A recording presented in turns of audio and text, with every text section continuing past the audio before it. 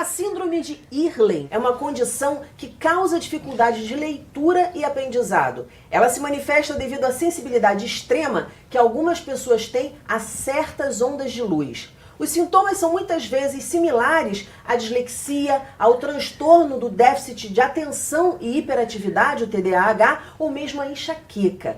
Esse é o nosso assunto de hoje. Fica comigo, está no ar o Educação!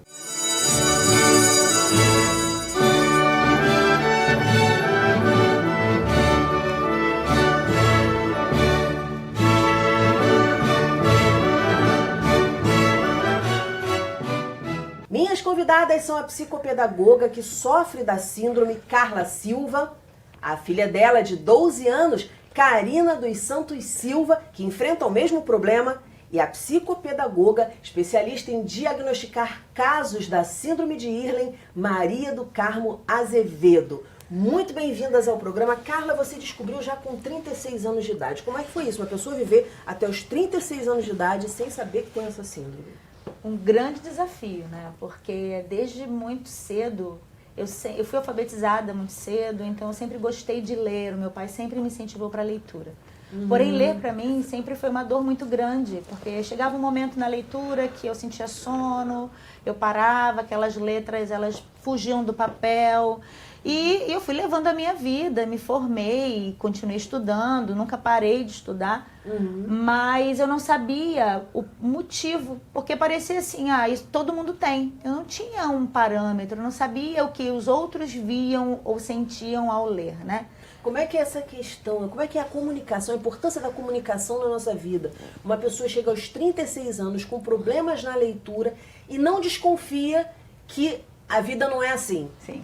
E exatamente, né? Foi quando tudo foi descoberto, quando a professora da minha filha, quando a minha filha tinha 7 aninhos, lá no primeiro ano, começou a perceber que na hora que ela copiava do quadro, ela trocava algumas letras. Por exemplo, o G, ela trocava o B com o D.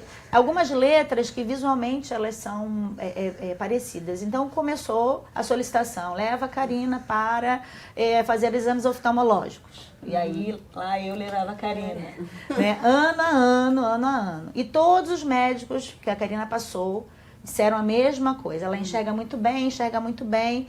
Só que assim, a escola sempre trazia queixa. E eu percebia no caderno da Karina falta de palavras, ela pulava a palavra quando copiava, enfim.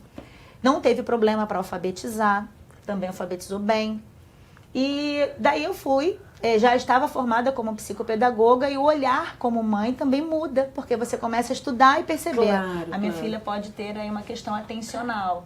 Então, foi onde eu levei a Karina para uma avaliação com a Maria do Carmo, né? Sim. Como psicopedagoga, nós não avaliamos os nossos filhos, né? Claro. Como é que foi essa avaliação, Maria do Carmo? Então, como a Karina é uma menina muito inteligente, né? E na avaliação, ela respondeu, a mãe respondeu um questionário informal para TDAH e a Karina pontuou como positivo, além de ter um histórico familiar de TDAH na família, né? Porque o TDAH é genético, né? Hereditário.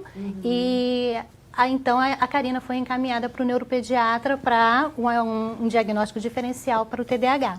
Foi quando ela foi diagnosticada e começou a tomar a medicação, a fazer uso da medicação e já melhorou na escola, né? Mas Carla, o problema não estava resolvido. Ainda não tinha sido avaliada para a síndrome de Irlen. Então, a professora, com esse questionamento da professora, com essas queixas da professora, nós fizemos também a avaliação da Karina para síndrome de Irlen. Essa avaliação a gente faz sempre com o responsável presente, tá? A criança faz a avaliação, o responsável tem que estar ao lado para que ele possa perceber se houve melhora, para ele pode acompanhar como a criança estava fazendo a leitura e como essa criança está fazendo a leitura pós o Overlay. Isso que eu ia falar. Isso. Como é feito, em que consiste essa avaliação? Isso. Da síndrome de Ehrlich. Tá. Isso. Então, a gente trabalha com um protocolo, um questionário de protocolo, e ali a gente vai trabalhando, perguntando à criança sobre o desconforto de leitura, como é que ela se percebe, tá? Enquanto está fazendo uma leitura, e a dificuldade de leitura também, tá? Então, assim, no desconforto de leitura, que a gente faz a pergunta para ela é se... Como é que ela está se sentindo quando faz essa leitura? Será que as letras estão se movendo, né? Se ela está pulando linha, tá? Tem criança que está leu a linha até o final, quando volta para ler, ela percebe que está lendo a mesma linha novamente. Ou então ela lia o texto e quando chega embaixo você pergunta o que foi que você entendeu? Não entendi nada. Era isso que eu sofria durante Entendeu? tanto tempo. Não recorda. Porque foram tantas intercorrências até você terminar a frase que de repente você já não lembra mais o início, é isso? Não, além de não lembrar o início, esse movimento de leitura que ela pontuou ali, nós começamos a ler, nós vamos lendo devagar, chega no final da linha, nós temos que ir voltar e ir para o próximo. Como a questão é visual, mas de movimento do olho, você vai lendo. E na volta, você já se perde, porque é visoespacial, não é uma visão parada. Por que a questão da Karina no oftalmologista dava tudo certinho? Porque ela não tem um problema de enxergar, de acuidade visual. É a incidência da luz na hora que você movimenta o E olho. o movimento. Tem a ver com o espaço, tem a ver com a movimentação. Por isso que acontece da gente ler e ler. Eu lia a mesma linha várias vezes ou pulava linhas. Quando eu estava vendo, isso não tem nada a ver. Aí voltava, vai e volta, vai e volta. E na avaliação a gente percebe. Karina, como é que foi pra você? Desde sempre você já sentia essa dificuldade ou o negócio foi piorando conforme você foi aprendendo a escrever, lendo textos maiores? Como é que foi? Bom, sempre que eu copiava do quadro, acontecia a mesma coisa. Eu repetia a linha. Sem perceber que estava repetindo? Quando eu via, tinha repetido. Aí, e também era muito... digamos, ocorria muito de eu sentir praticamente todo dia dor de cabeça, ficava passando mal. Aí, enjoo também dava? Sono, né? Sono, tanto que eu dormia nas aulas, assim. E só que quando eu falava, como era tão decorrente, assim, todos os dias, não acreditavam. Aí, tipo, não botavam fé, achavam que era brincadeira, essas coisas. Que você não estava querendo nada com nada da vida. Exatamente. Karina dormiu hoje, chegou... Então, assim, era difícil pra ela. Era todo dia. E depois que também a gente descobriu o TDAH, as coisas começaram a melhorar bastante, porque a minha atenção também ficou bem melhor. Que antes também acontecia qualquer barulhinho, eu já desconcentrava totalmente e já ia pra lá olhar essas coisas. Só que quando a gente descobriu o TDAH, começou a melhorar tudo, né? Sim. Pode falar. Não, o que eu queria perguntar é isso que ela falou. Vocês falaram do TDAH e da síndrome. A síndrome, geralmente, ela vem associada a transtornos, a outros tipos de... Isso, principalmente com o TDAH e a dislexia.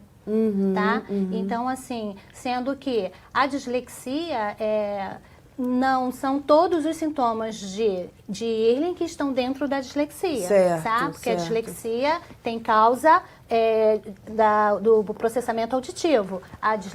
O Irlen é visual, processamento visual, tá? Mas muitas características que você encontra, que você percebe no TDAH e na dislexia, você encontra também em comorbidade com a síndrome de Irlen. Ah, certo, em comorbidade. Isso, ok, sim. E o tratamento? Como é que é feito o tratamento? Bom, quando nós fazemos a avaliação no consultório, né, que é o screening, que é o rastreamento para a síndrome de Irlen, tá?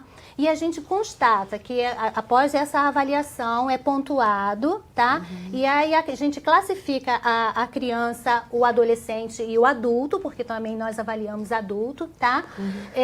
Nós avaliamos e no resultado nós classificamos como não existente a síndrome de Early, como leve, ou é uma outra situação, moderada ou severa. No caso da Karina, foi severo. Tá? Então, inicialmente, nós orientamos que a mãe adquira a overlay, que é uma lâmina, um filtro. É isso que eu quero que você mostre. Isso. Então, é legal, a criança no material escolar dela tem que ter essa lâmina. Mostra pra gente a diferença. Mostra primeiro sem. O texto, geralmente, a folha precisa ser branca e o texto preto, tá? Em cor preta.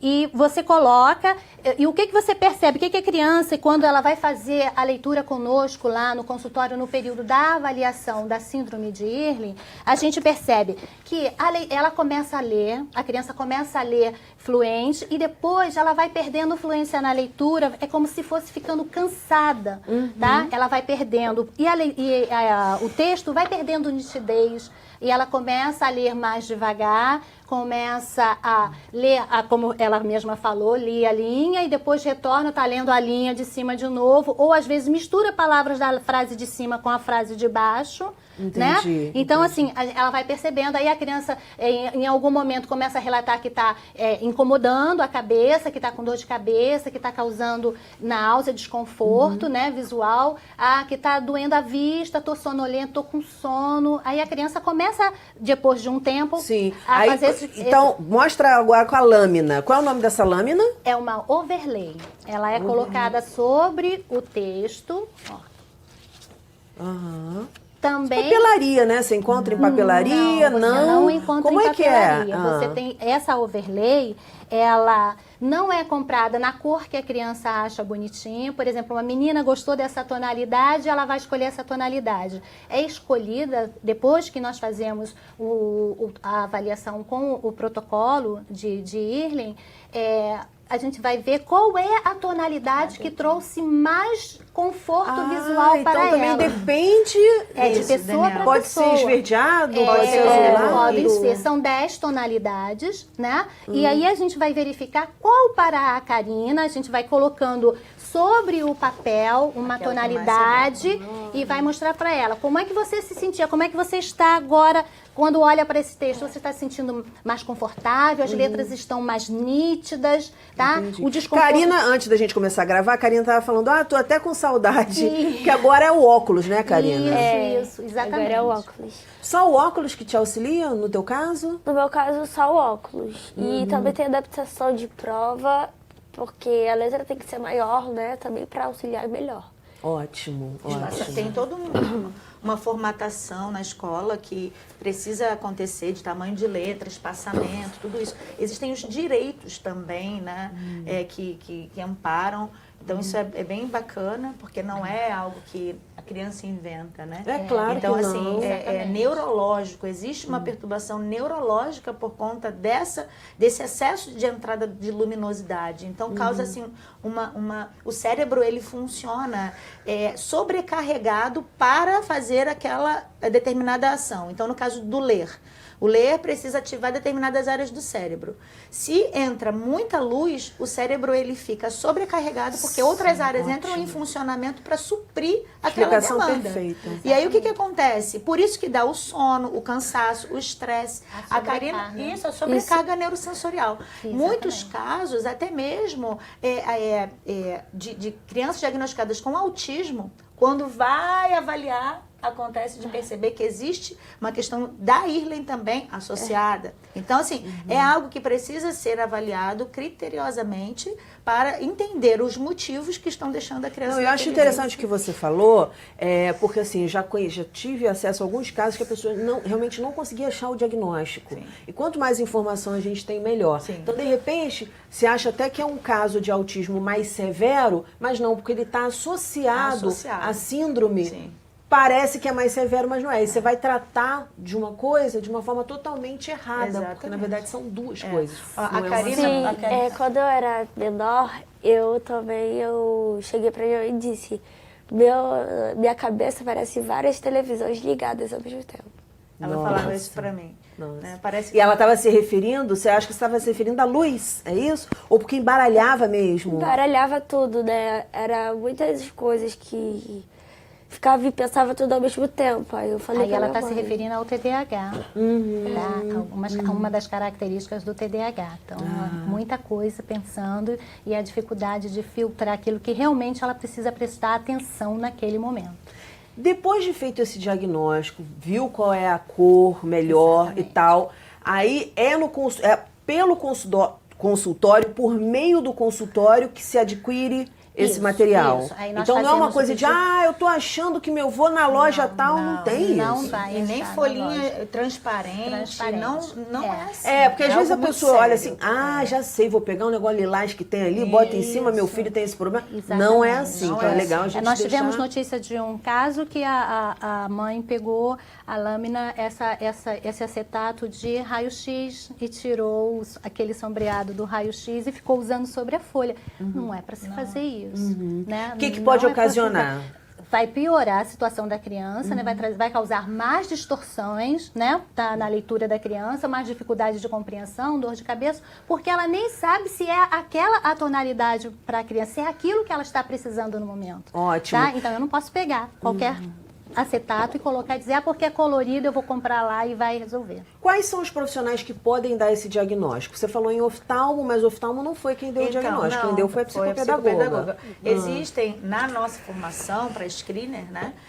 Muitos profissionais passam lá. Então, explica o que é screener, que é o profissional que faz a avaliação. Como foi falado, né? É um profissional que é capacitado pelo Hospital de Olhos de Belo Horizonte, onde tem todo o aparato técnico, científico e de material que faz a capacitação desses profissionais, que podem ser professores, oftalmologistas. Que bom seria se tivessem muitos oftalmologistas lá, porque o doutor Ricardo Guimarães e a doutora Márcia Guimarães, eles até têm capacitado outros oftalmologistas pelo Brasil para propagar isso, né? Que é bem interessante o que você está falando, porque outras síndromes, a gente precisa de profissionais específicos para detectar, para aplicar protocolos e etc e tal. Nesse caso, vocês estão dizendo que não, que a pessoa... aberto, E é só lá em Belo Horizonte? Belo Horizonte. Isso, existem 2 capacitações por ano, não é isso? Sim, 2 capacitações.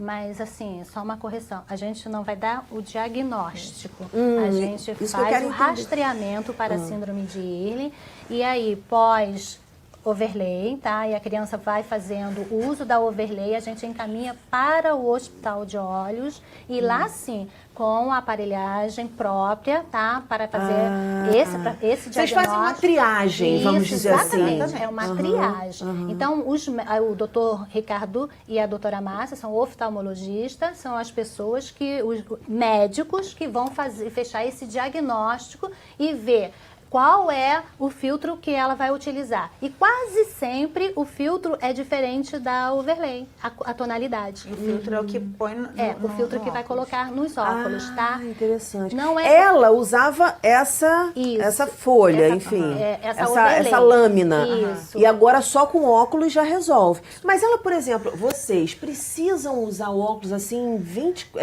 enquanto tiver luz, em casa também, porque aqui a gente está no estúdio. Inclusive para dirigir a coisa mais maravilhosa do mundo. Porque farol alto, né? Mesmo as lanternas hoje são faróis. Não é só para isso. Não é só para isso. A síndrome de Ehrlich, ela afeta também, não é só pessoas com a fotossensibilidade. Afetam pessoas justamente nessa questão da direção. Tem pessoas que estão dirigindo, vão estacionam muito próximo ou muito afastado do meio-fio. Tem essa dificuldade.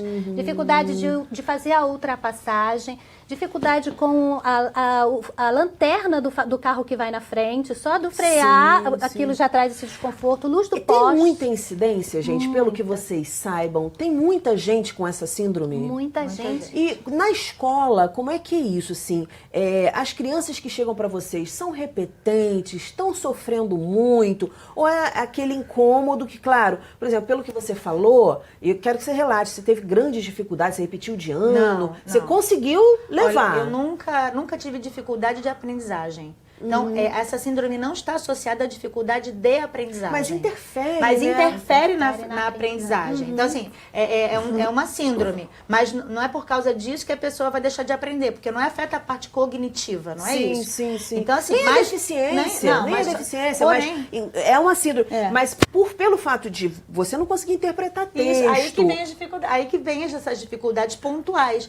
E aí acaba se percebendo, porque a escola exige muito a parte de leitura e de escrita, toda a parte de aprendizagem do que a criança reteu daquele conteúdo, por exemplo, oralmente, não é avaliado. Então, por exemplo, a Karina, ela nunca teve problema de nota nas etapas do desenvolvimento dela, né?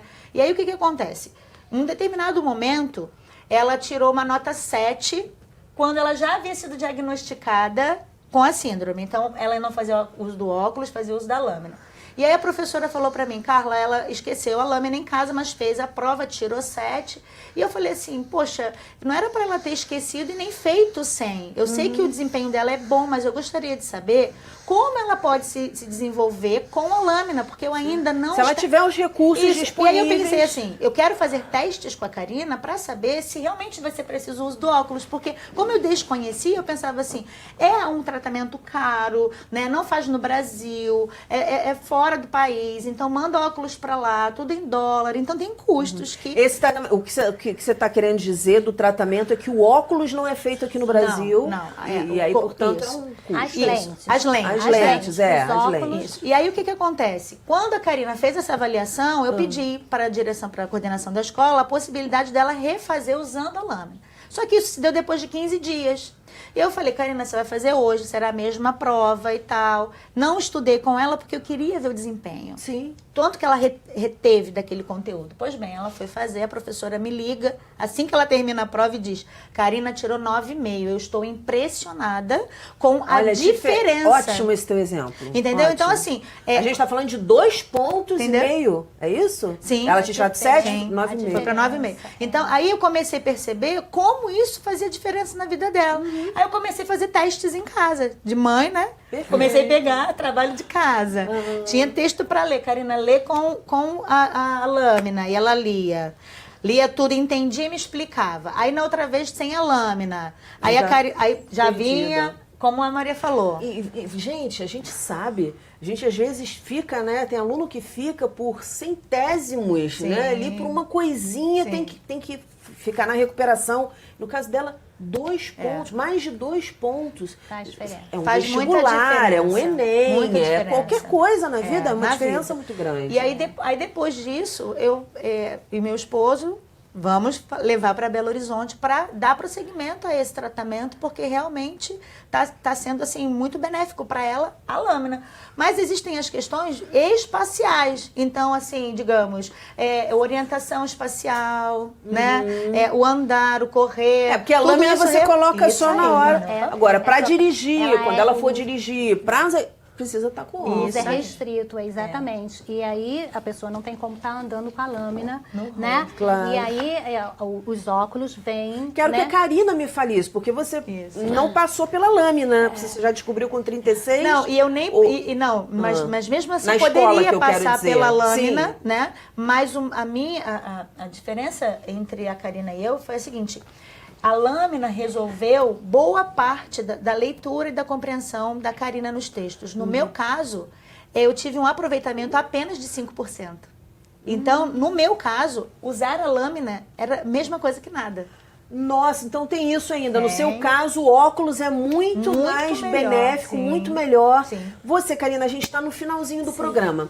Como é que foi essa passagem da lâmina para o óculos para você? O que te acrescentou, assim? Você ainda não dirige, a gente estava falando de situação de direção e tal, trânsito. O que mudou na tua vida? Bom, além da visão ficar bem melhor, parece que, tipo, eu fazia experimentos, né? Eu tirava o óculos, aí eu olhava assim para as coisas, aí eu botava o óculos, parecia que tava Full HD, digamos assim. Olha. Ficava maravilhoso, e ainda fica, né? Aí, tipo, sempre fica melhorando. Entendi. E quando eu mudei da lâmina pro óculos, eu nem lembrava que eu tava com óculos. Parecia que eu tava sem óculos e até ia Tipo, fazer tudo com óculos. A sua mãe falou que para ela funciona, para leitura, funciona muito mais o óculos do que a lâmina. Para você, para leitura, se pegar só assim, tanto faz colocar a lâmina como óculos, ou o óculos é melhor também do que a lâmina? O óculos, ele é melhor, tanto porque o óculos, ele vai cumprir maior necessidade, ao meu ver, porque ele tá mais, tipo, não é só no papel, ou seja, ele pega tudo, assim. A lâmina e acaba dando para você a sensação de que no papel é até melhor, porque tá com você o tempo todo. Você nem lembra que precisa pegar um negócio para colocar. Gente, finalzinho do programa, queria que vocês dessem dicas pro pessoal. Já vi que o diagnóstico é uma coisa mais difícil, tem que ir para Belo Horizonte e tal. Mas o pessoal se informar, saber como é que é. Poxa, meu filho pode estar com esse problema. Só o pessoal de casa saber que no início eu estava conversando com elas, porque a pessoa que lê no trânsito e sente dor de cabeça, enjoo, essas coisas, pode ser um sintoma da síndrome. E eu nunca consegui ler no trânsito e a gente estava aqui conversando. Então, quer dizer, é um assunto que eu acho que interessa muita gente. Como pegar dicas, se informar mais ainda a respeito? Então, existe o site da fundaçãoolhos.com.br e lá nesse site tem todas as informações relacionadas à síndrome. Nesse site também tem uma área que mostra o mapa do Brasil e os screeners que podem fazer essa triagem em toda a parte do país. Então, se você é do Rio, de São Paulo, do Acre, de onde for, você pode procurar um profissional que é mais próximo de você para fazer o rastreio, né? O rastreio e esse diagnóstico inicial. Então, como as lâminas, elas são paliativos inicialmente, já resolve muito isso, né? E eu tenho uma dica para os professores, né? Ótimo! Não negligenciem. Né? Não negligenciar essa demanda dentro da sala de aula. Se uma criança dormiu, sentiu dor de cabeça, se isso é recorrente, pede uma avaliação, procure entender o que está acontecendo, né? A Karina sempre fala... vai ter a confiança do aluno, porque achavam que eu tava de brincadeira, essas coisas. E depois que foram ver que era uma coisa mais séria, é que era verdade, que eu não tava de brincadeira. Não, adorei você ter chamado a atenção nesse sentido. E a gente sempre fala aqui, eu estudo inclusão, estudo a inclusão de crianças com deficiência nas escolas. E a gente sempre fala inclusão no geral, e aí não é só crianças com deficiência, que tem que haver diálogo e tem que haver escuta. A gente precisa olhar para esses alunos, não como alunos, que é do latim, de seres sem luz, mas como estudantes, né? Pessoas que estão ali para trocar e para ensinar para a gente, porque eu tenho certeza que você ensinou muito para alguns professores seus, para pessoas da escola, que você não era uma malandrinha que não queria nada com a vida, não. Uma pessoa, né, um estudante que estava ali apresentando uma barreira de aprendizagem. Parabéns! Muito obrigada, parabéns pelo trabalho, sucesso e voltem para a gente conversar mais, porque o tempo aqui é curto. O nosso programa fica por aqui. Na segunda-feira que vem tem muito mais às 9 horas da noite. Educação, se você não se envolver, não rola. Dias felizes, paz e até lá!